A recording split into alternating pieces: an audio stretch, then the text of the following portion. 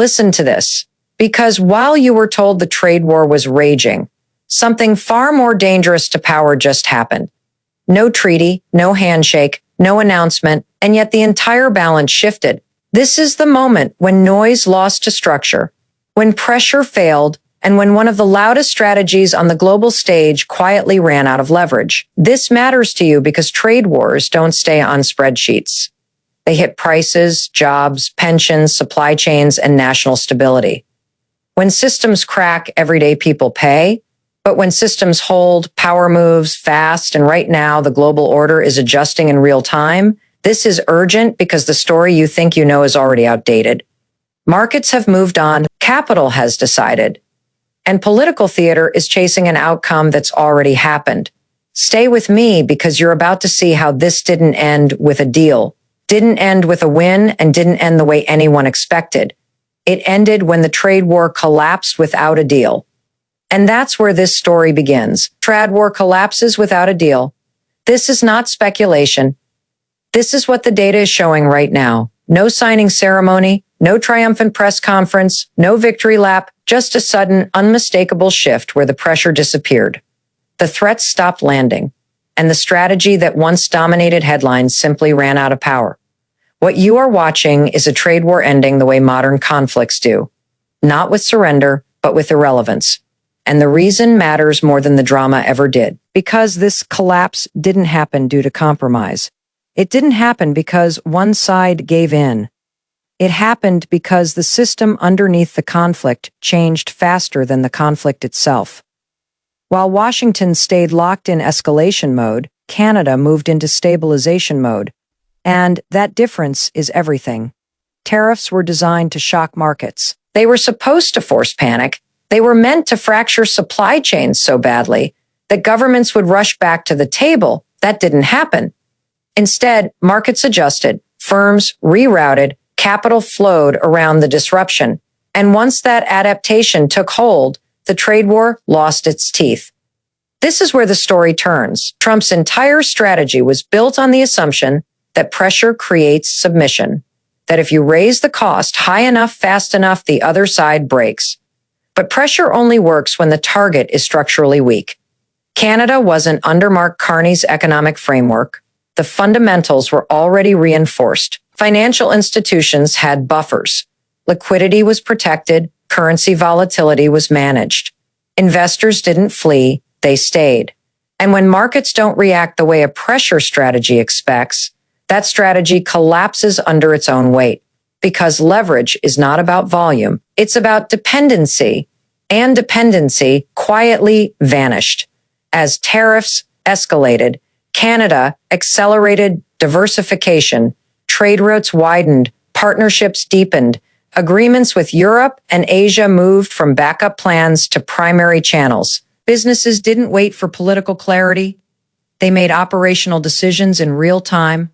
Supply chains that once ran through the U.S. began bypassing it, not as protest, as prudence. This is the moment the trade war stopped being bilateral. It became systemic. And once that happens, deals stop mattering. Trump's worst nightmare wasn't resistance.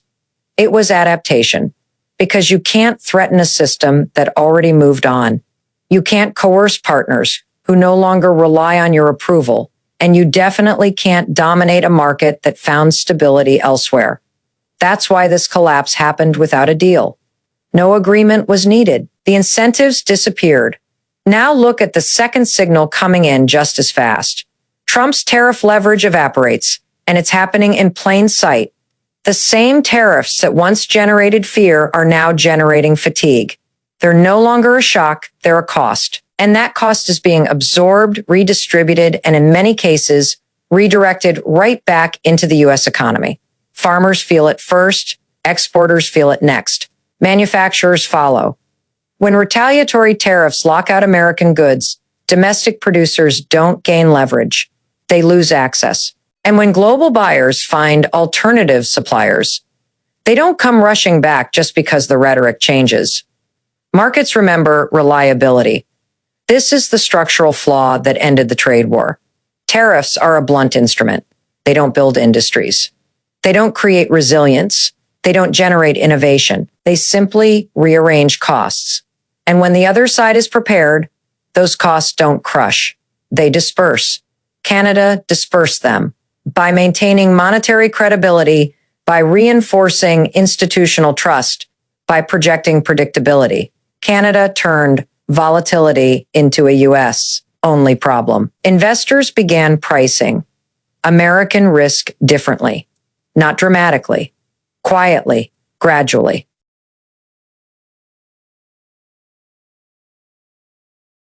And that's how leverage dies, not in explosions, but in spreadsheets. This is why Trump's tariff threat stopped working. The audience changed, markets stopped reacting, allies stopped flinching. Even corporations inside the U.S. started lobbying for off-ramps, exemptions, and alternative sourcing. When your own base starts asking for relief, your leverage is gone. And that's exactly what we're seeing. Tariff leverage only exists when escalation creates asymmetric pain. But once the pain becomes mutual, or worse, self-inflicted, the strategy collapses inward. The political optics may remain loud, but the economic engine stalls. Now add Diana Carney's role into this equation, because it matters more than people realize. While tariffs dominated headlines, Canada doubled down on future alignment, climate standards, sustainability frameworks, long-term regulatory consistency that positioned Canada not just as a trade partner, but as a gateway to the next phase of global commerce. The message to international investors was clear. This is where stability lives. That message weakened tariffs without ever mentioning them. Because modern trade power doesn't come from isolation. It comes from integration. And the more integrated Canada became, the less relevant U.S. pressure grew. Leverage evaporates when alternatives are credible. And Canada made alternatives real. This is the economic reality Trump never adjusted to. Trade wars used to be about borders. They are now about systems. And systems reward patience, coordination, and credibility. The collapse we're witnessing didn't require concession because it didn't require agreement. The market resolved it. Capital voted. Supply chains decided. Institutions held. And once those decisions were made, the political conflict was already over, even if the rhetoric hadn't caught up yet. That's why this feels sudden.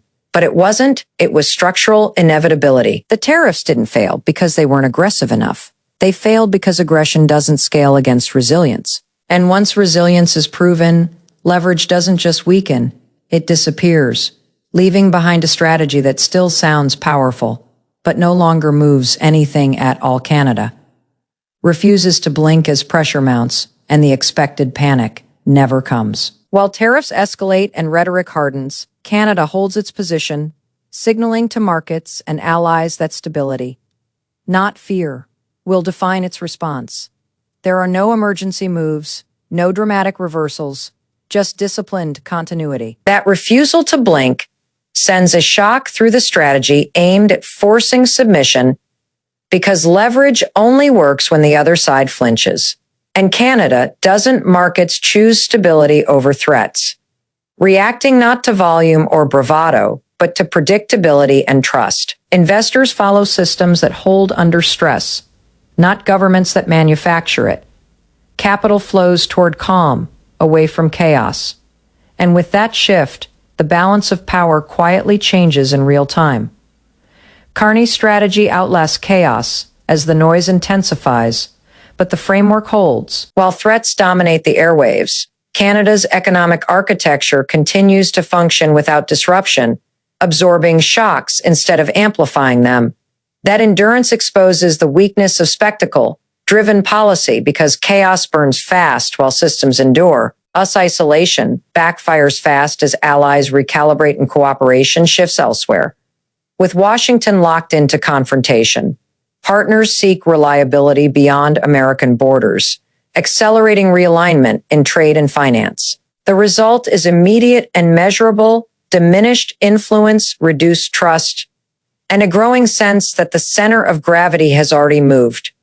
Global capital reroutes away from Washington as investors respond to risk, not rhetoric. Funds move toward jurisdictions, offering predictability, rule stability, and long-term coordination, signaling a decisive shift in confidence.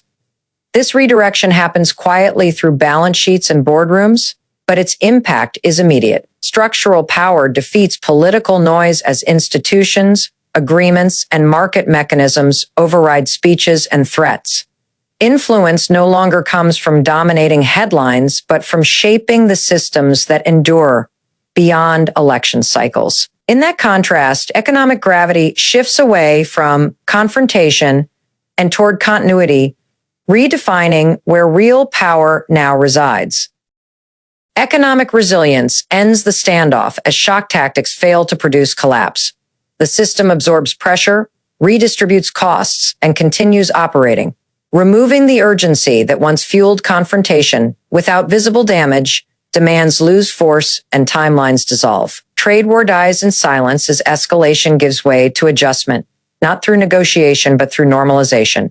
Supply chains adapt, markets move on, and attention shifts elsewhere.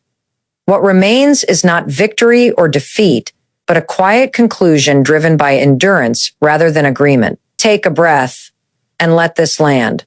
What ended the trade war wasn't dominance or compromise. It was resilience. Canada didn't flinch. Markets didn't panic. Capital didn't obey threats. Systems absorbed the shock and moved on. And when that happened, leverage vanished. This isn't just about one conflict. It's a warning about the future. Power no longer belongs to the loudest voice in the room. It belongs to those who build stability, earn trust, and think long-term. If you want to stay ahead, stop watching the noise and start watching the structure. This is USA World Reports, and our job is to make sure you see these shifts clearly before they reshape your world. Faintro version 2. High energy rally style ****. You need to know this fey no fey. Because while the world was distracted by shouting, threats, and chest-thumping headlines, power moved quietly, decisively, and permanently. No deal, no announcement, no victory speech. And yet the trade war is over. Ask yourself this: how does a global conflict end without anyone